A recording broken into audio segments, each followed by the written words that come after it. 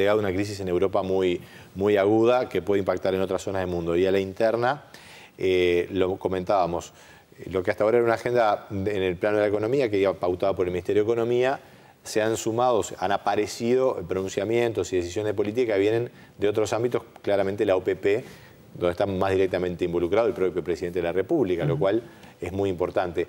¿Eso es un ruido grave o el inversor de alguna manera, bueno, lo asume como algo de lo que puede ser la situación política normal? Ese es un ruido preocupante para los inversores que ya están en Uruguay y que entonces están viendo esos matices. Que pueden hablar con los que vienen. Y que pueden hablar con los que vienen. Yo no diría que ese es un ruido importante para los inversores que están ingresando a Uruguay. Es más un ruido para los inversores uruguayos, sin ninguna duda, importante, tema de conversación de todos los días, y para los inversores extranjeros que ya están en Uruguay. Ha habido una misión de un país asiático hace poco a Uruguay. Y bueno, cuando se reunieron con los inversores de ese mismo país que estaban en Uruguay de hace tiempo, hubo conversaciones francas sobre los temas sindicales que hicieron que esa gente que venía con una perspectiva lo mirara con más cuidado. En ese caso fue una misión de Japón, pero han habido... no es un caso atípico, digamos. Correcto. Eso es el tipo de cosas que nos está pasando y que además nuestros competidores por captación de inversión están empezando a jugar con bastante inteligencia esa carta. ¿Qué hacen? Y bueno, existe información sobre la magnitud de los problemas sindicales en Uruguay, sobre todo en algunas áreas, que sutilmente se comparte con esos inversores que vienen y recorren 3 o 4 jurisdicciones haciéndonos competir y Uruguay es un país donde el tema sindical es complicado, en algunas áreas es muy complicado y realmente disuade a algunos inversores de entrar. En las otras jurisdicciones existen otros problemas, pero bueno, es una lástima a veces que estemos perdiendo algunas oportunidades por ese motivo.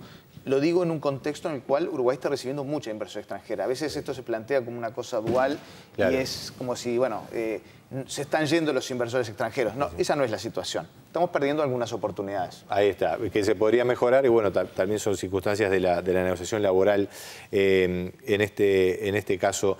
Usted planteaba un panorama de llegada de inversiones con modalidades nuevas que aparecen. Recientemente ha hecho algún análisis a nivel de la prensa escrita.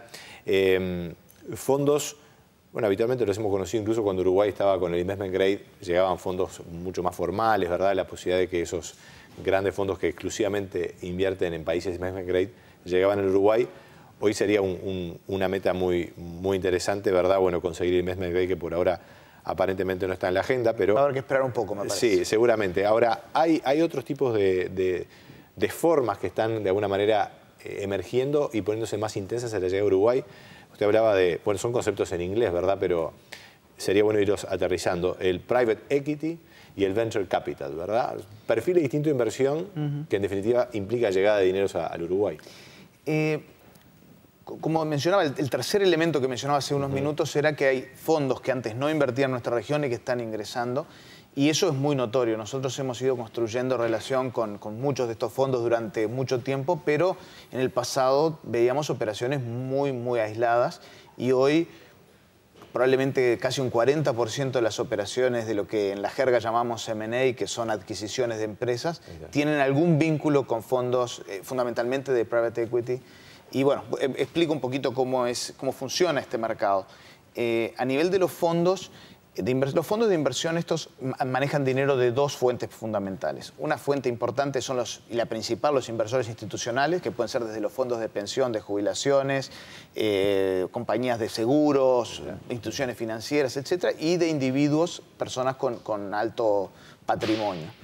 Esos fondos manejan capital privado y lo colocan de distintas formas, fundamentalmente en lo que nos interesa hoy, en participaciones en empresas. Pueden ser participaciones minoritarias o mayoritarias. Los fondos de private equity es el principal actor hoy en América Latina.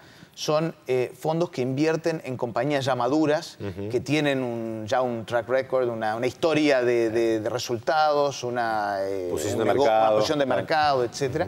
Entonces invierten en esas empresas con la perspectiva de mejorarlas bastante, mejorar el management, hacerlas crecer, aportarles capital, aportarles vinculaciones internacionales, valorizarlas en definitiva. La diferencia entre un fondo de private equity y lo que era el inversor tradicional, lo que en las jergas se llama un inversor estratégico, es decir, una compañía que está en el negocio de fabricar tornillos y compra una compañía de tornillos. Sí. Eso es un inversor, estratégico. Claro. Estos fondos toman estas participaciones con la perspectiva de valorizar las compañías y en un plazo de 5 a 7 años venderla de vuelta y ahí le devuelven el dinero a los inversores, a los fondos de pensiones, etc. Pero es una construcción de valor que no pasa por lo estrictamente financiero, sino que se mete dentro de la gestión de la empresa para desarrollarla. Se mete en todos los aspectos de la empresa, pero que no pasa en general, hay excepciones, pero en general no pasa por tomar una posición para mantenerla a largo plazo y por vía de dividendos obtener el retorno. Claro. Puede haber dividendos, pero en general el objetivo fundamental es valorizar la empresa, hacerla crecer, reestructurarla para hacerla más atractiva y después de unos años volver a venderla. Claro. Eso es lo que se llama late stage, es decir, son compañías que ya están en un cierto proceso de desarrollo y por lo tanto tienen un negocio ya establecido. En el otro extremo, digamos, si hay mucho, esto no es blanco y negro, claro, hay un degradé de grises. En el otro extremo está lo que se llama venture capital, digamos. Eso es lo que se llama fase temprana, que son fondos que están en el negocio de financiar con capital de crecimiento compañías que tienen un altísimo potencial o un alto potencial, pero que están en una etapa inicial. Muchas veces todavía ni siquiera están vendiendo, están desarrollando un producto innovador.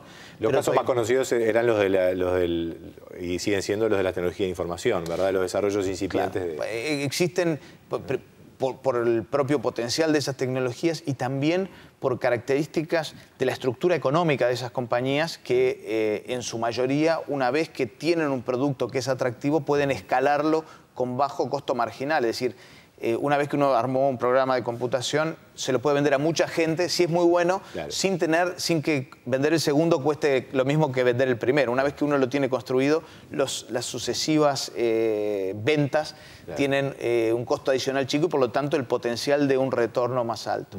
Estos fondos son fondos que obviamente al invertir en compañías que están en una etapa temprana, toman un riesgo muchísimo mayor que un fondo de private equity que invierte en una compañía que, bueno, podrá multiplicarla por 5, por 4, por 2 o no hacerla crecer, pero difícilmente tendría que hacer las cosas muy mal o endeudarla mucho, que es parte de esta estructura. Digo, la ingeniería de un fondo de private equity es muy complicada.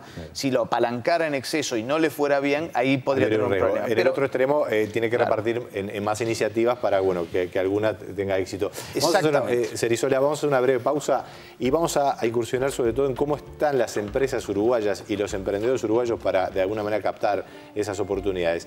Seguimos dialogando con el socio director de Ferrer Abogados, Andrés Cerizola, después de la pausa.